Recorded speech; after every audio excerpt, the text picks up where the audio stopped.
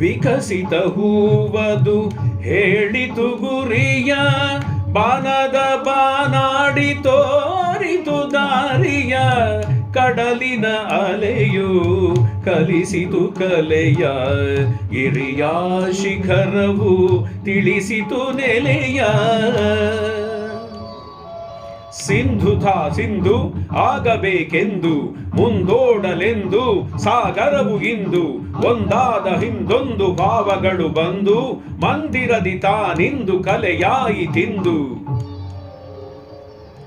ಋತುಗಾನ ನವಋತು